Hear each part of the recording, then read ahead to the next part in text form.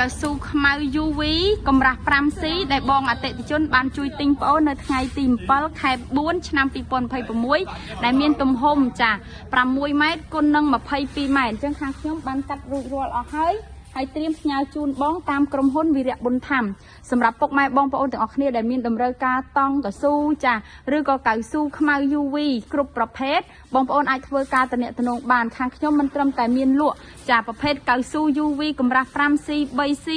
ព្រមទាំងចាកៅស៊ូសម្រាប់ដាក់ទៅលើរោងបន្លែផ្សេងទេបងប្អូនដែលមានតម្រូវការទៅលើតង់ក្រាបាត់ស្រះតង់ស្តុកទឹកផ្សេងបងប្អូនអាចធ្វើការទំនាក់ទំនងធានាតម្លៃពិសេសជូនបងប្អូនទាំងអស់គ្នាហើយជាពិសេសសម្រាប់ពុកម៉ែបងប្អូនដែលចង់រៀនដាំចុះអាសាឡាដើម្បីកាត់បន្ថយការចំណាយទៅលើចំណីបេឲ្យមឿនទាបង្កងគៀខ្យងកែបគោត្រីស៊ីបងប្អូនក៏អាចទំនាក់ទំនងមករៀនបានដោយពុំគិតប្រាក់ចាអញ្ចឹងបងប្អូនទាំងអស់គ្នាដែលមានចម្ងល់អាចឆាតចូលក្នុង page ឬ call មកកាន់អ្នកលក់ផ្ទាល់តាមរយៈលេខ 095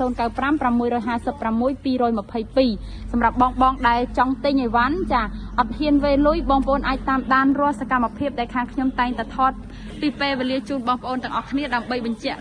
សូមអរគុណសូមគោរពលា